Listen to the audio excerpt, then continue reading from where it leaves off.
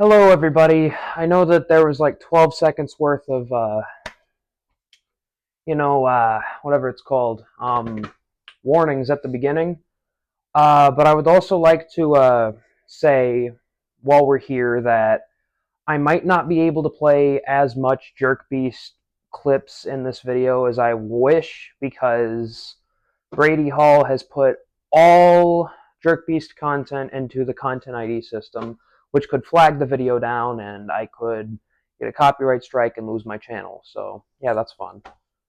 We're gonna get around to the copyright stuff in the video soon too, so that's gonna be fun. Enjoy the show.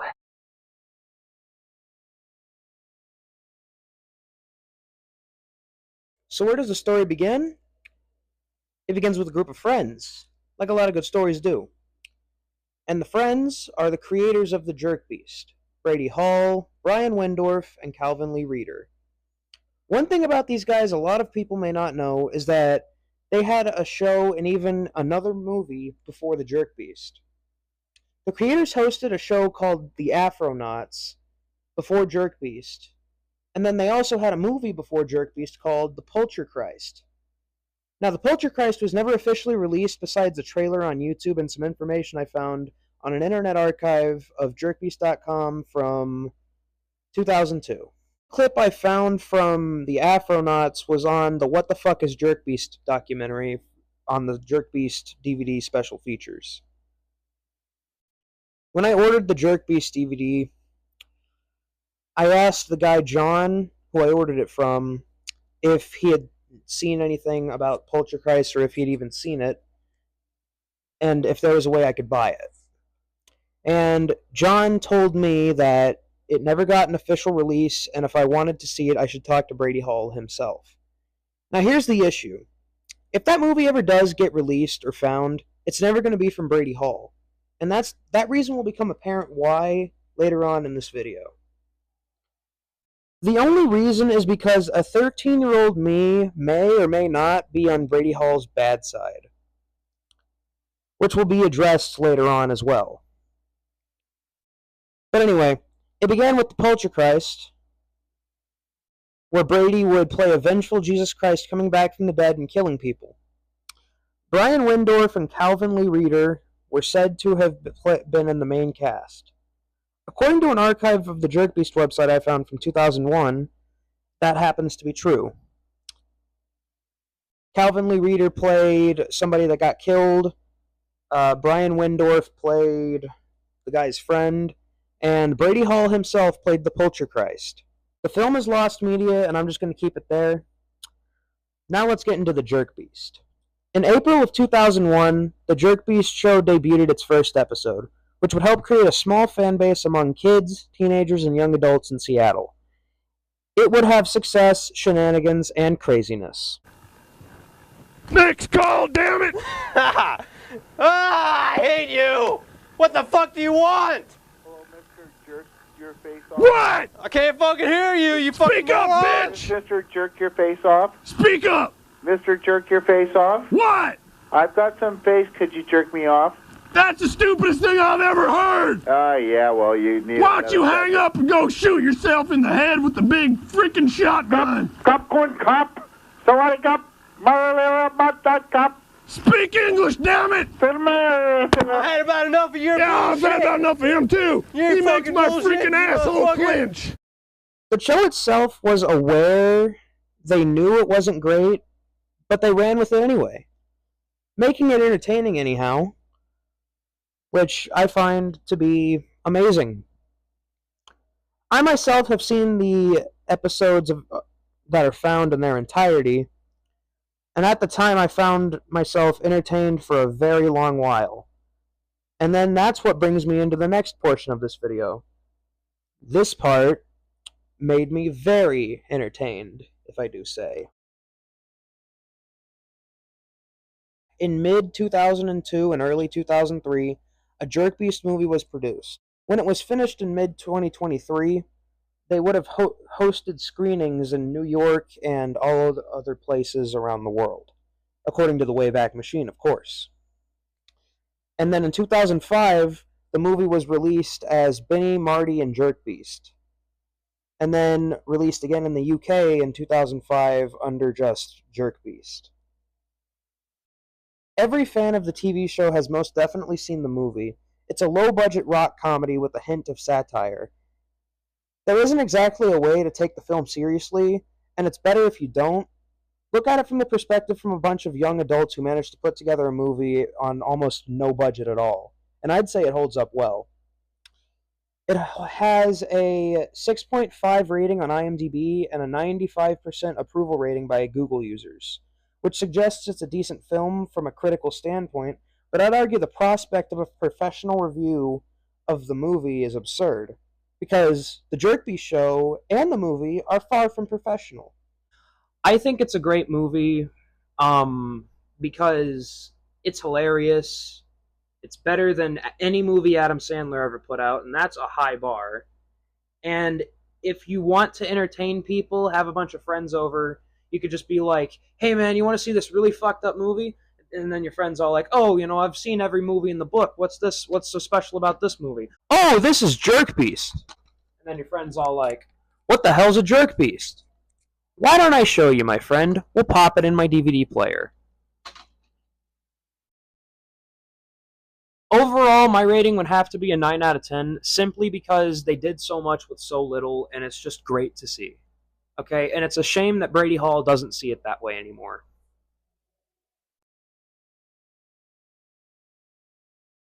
When this new fan base turned up, the creator, Brady Hall, now much older and too grown up for his own good, I'd say, decided to purge everything.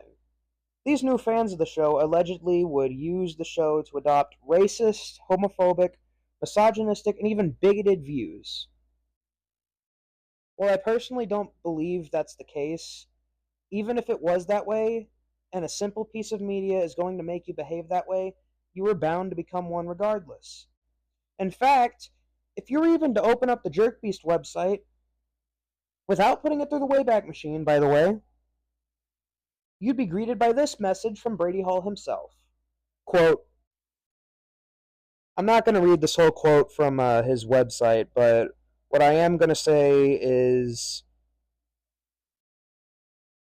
I'm gonna put it in short terms for you. The whole statement on the Jerkbeast website basically said Jerkbeast was not about all these ideologies that are, a big topic on the internet these days. We're not racist, homophobic, misogynistic, or, any of that. But any of you people who just say those words to be edgy, that's we're not cool with that. And if they left it at that, that's fine. But, it's whatever. There's probably better people who could, say more about it than me. But now on to chapter 4. George Orwell once said in 1984, the past was erased, the erasure was forgotten, and the lie became the truth. While this quote from George Orwell only applies to Brady Hall in a very superficial way, trying to erase the Jerkbeast, whether it's his legal right or not, is a very poor move publicity-wise. All it did was give Brady Hall, not to mention Calvin Lee Reeder and Brian Wendorf, more unwanted attention. Because that's what erasing history is proven to do. The purge happened like this. In April and May of 2021, Jerkbeast Archives started getting copyright takedown requests from Brady Hall. And with that, you'd be left to believe that the rest of the cast feels the same way too. But when I talked to Gov Holocaust in early 2025, who is a central figure when it comes to the archival of the show, he told me that he actually spoke with Calvin Lee Reeder through email, and Calvin Reeder even signed his DVD for him. Does that sound like the actions of somebody ashamed of his past work? No. No, it does not. But later on, after this first wave of the purge, the news hit Reddit. Nobody knew at the time it was Brady taking down the Jerkbeast content until I got my copyright claim and an email from Brady Hall about it. I'm not going to show you the email that he sent me because I was entrusted to keep the email correspondence with him and me private. What I will do is paraphrase the email he had by reading the actual email. Let's cut the Tom and Jerry routine. We've decided that the Jerkbeast isn't meant to be floating around on the internet like a lost sock in the laundry. The Jerkbeast, whether it be the show or movie, was never meant for online distribution. It was a DVD release back in the day and live broadcasts, and they were just that, live. We get that the Jerkbeast has fans, but we want it to become a digital ghost. Why, you ask? No big reason. We just woke up one day and thought, hey, let's not. You already have the episodes in the movie if you were lucky enough to grab them over the years, so hey, no one's taking away your personal Jerkbeast marathons. For ages, we didn't care if people uploaded stuff. Now we do. That's where we're at. We can't stop people from passing it around on the digital underworld, but we can hit the delete button on public platforms. Think of it this way. If you can't upload the Avengers to YouTube, why should Jerkbeast get a free pass? Cheers, the Jerkbeast creators. And that was the email, of course, paraphrased. The only thing I can hope for is that we get an official release of the show one day, and maybe, just maybe, Brady Hall and others will see the way we see.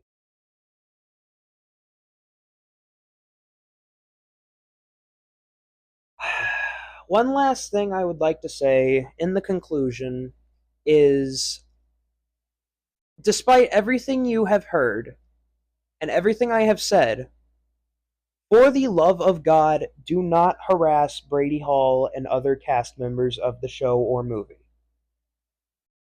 Okay? While we may not agree with what Brady Hall has done, or we may disagree with it, or may even be a little angry by it, it's no reason to harass him over it. Brady Hall, Calvin Reeder, and Brian Windorf all have their own lives. They're practically private citizens now, maybe except for Calvin Reeder. It's possible that Brady Hall probably settled down and had kids, and then when his kids, Google his name, they're going to see, oh, Jerkbeast. So maybe that's part of the reason. Maybe other cast members had kids, and that's part of it. That's what it really all comes down to, is how you're remembered, unfortunately. And while I may still disagree and hold every point I have made in this video, and not back down on them no matter what, it's totally fine to disagree sometimes. And with that, I'll end the video here. I will remind everybody that 97% of all viewers on my channel are not subscribed, so if you would hit the like and subscribe button, I would really appreciate that. And, yeah, but guess that's about it. Appreciate your time and have a good day.